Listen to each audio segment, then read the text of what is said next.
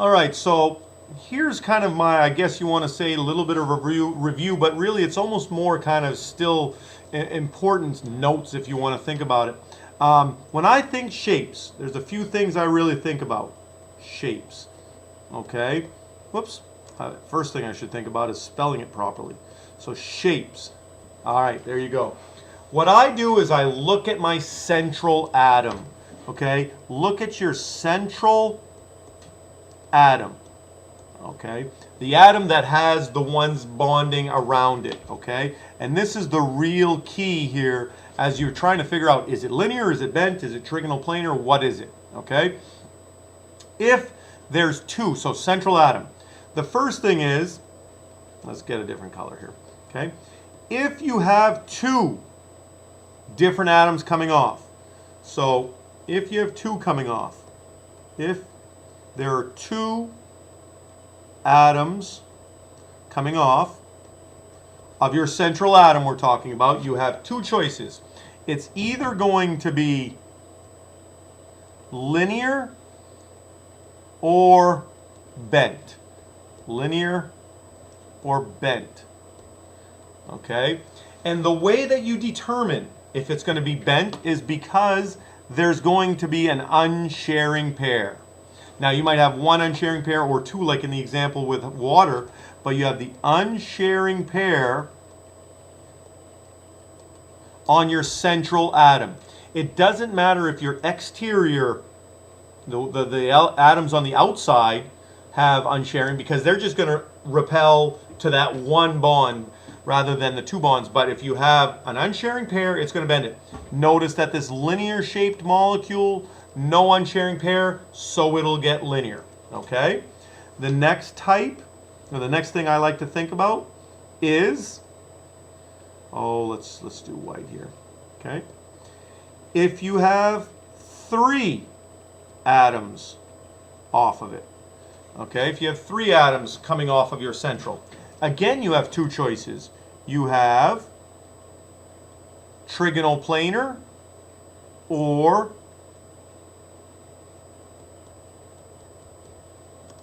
pyramidal. Okay? And again, how can you tell this is trigonal planar or pyramidal? Okay? How can you differentiate between whether one's going to be trigonal planar or pyramidal? Same deal. Unsharing pair off your central atom. So if your central atom has an unsharing pair, then it's going to get pyramidal if there's three coming off. Okay? If there's four coming off, and let's grab this color here. Okay? If four different atoms off, and again, remember, it could be the same ones, could be all hydrogens for that matter, then your only choice is tetrahedral. Only choice is tetrahedral. So two atoms off, you got two choices, linear or bent. I'm going to put the bond angles again to review. 180 on a linear, 105 on a bent. Trigonal planar, 120 or 107 on a pyramidal. And your tetrahedral is 109.5 degrees. So those are your choices. Now I'm going to take a look at examples for all this, but that's the real nuts and bolts. If you see a central, then you can go from there. All right? So let's take a look at this. Now I'm going to include some multiple bonds here, and I haven't done that in my examples, but let's go ahead and take a look at one. If I do H2CO, two hydrogens, a carbon, and an oxygen. Let's go ahead and try to put this one together. Let's grab that white again on the black screen. It should be nice and easy to see. Hydrogen, 1. Hydrogen, 1. Carbon, 4. Oxygen, 6. All right. What that tells me is 1 available on each hydrogen, 4 available on the carbon, only 2 available. There's 6, but 2 available. We've got to make all the single dots no longer be single dots. We've got to make all those electrons pair up. So if I lock up any hydrogens with my oxygen, then my numbers aren't going to, my dots aren't going to jive. So notice if I hydrogen to a carbon, I've got 2 bonds there. I now have 2 left on the carbon and 2 left on the oxygen. There's going to be a double bond there. And we talked about double bonds quite a few sections ago, but that's basically a double bond. We have 1, 2 different bonds, but they're between the same 2 atoms. So that's a multiple bond, a double bond. We could have triple bonds as well. But so there it is. Okay. What's this going to be? Well, I have my central atom. I could clean it up if you want right now. Carbon, I got a hydrogen, and I got another hydrogen, and I got a double bond to an oxygen. Now, my central atom is my carbon. Central atom is a carbon. I have 1, 2, 3 coming off. Yes, I have 4 dashes, but I only have 3 different atoms coming off. Okay, each 2 hydrogens and then 1 oxygen. So when I have 3 choices for 3, I have a choice of trigonal planar or pyramidal. The way to differentiate is looking if we have unshared pairs. Carbon does not have any unshared pairs, so when we clean this one up, it's going to be trigonally planar. It's going to have 1, 2, 3 coming off, no coming out at you, we're going behind, no 3-dimension, nice and planar, hydrogen, hydrogen, and there's my oxygen.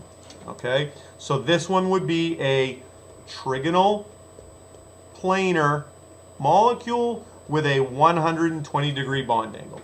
I actually put this one together, and you can see it here. I've got carbon with 2 hydrogens and a double bond. When we do these models, we have springs for double bond.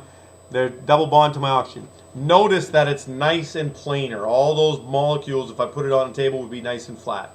Okay, so that's your trigonal planar, 120-degree bond. Okay, let's do one more, and then I'll kind of move on. All right, let's say we have more than 1 central atom. Okay, so again, your central atoms are your real big key. Let's say we have, H,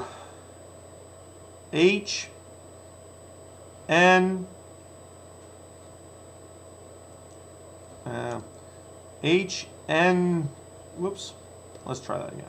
I'm making something up here, so this may not even be HN2,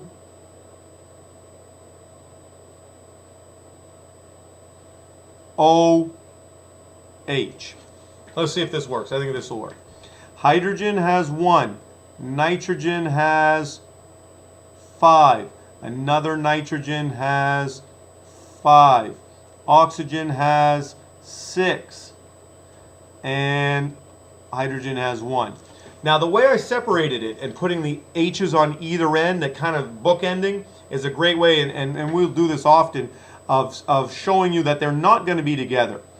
So we've got an H near an N and an H near an O. It kind of shows you kind of how it goes. So H near an N, H near an O. That leaves me 2 available on this nitrogen, 3 available here, and 1 available here. Well, those numbers are going to match up. If I have a double bond between these 2 nitrogens and a single bond here, then all my dots are taken care of. All right. Now, how do I clean it up? Well, let's just put it all in a straight line right here. H with an N, then a double bond to another N, then a single bond to an O, then an H. So I put it all in this linear arrangement. Should it stay like that? Well, I look at my central atoms. Here's a central atom. Here's a central atom. Here's a central atom. So it's okay that we have 3 central atoms. Let's just kind of take care of them each one at a time. This central atom has, this nitrogen right here, has 1, 2 coming off of it. 2 coming off has a choice of being linear or bent. The reason we would go bent is because there's an unsharing pair. Does nitrogen have an unsharing pair? It surely does. So therefore, it should be bent in this shape. So there it is. Now, I'll look at this central atom in blue here. It has 1, 2 off of it. Again, choice being linear bent Well, it does have the unsharing, so bent again. So we'll just bend again to that O. And here's the unsharing. And I'll lastly look at, let me grab a different color. Okay, this central atom, it has 1, 2 off of it, again 2 off of it, either going to be linear or bent. It does have unsharing pairs, so that will bend. Let me go back to the white here, and it will bend the hydrogen. So I basically have 3 bent central atoms, but basically it looks like a little zigzag. They're all central atoms that only have 2 coming off, and so it'll bend. If one of these, oops, I don't want to forget these. If one of these atoms would have been no unsharing, we would have made it linear. But that's the shape there. Again, bond angle, 105 degrees.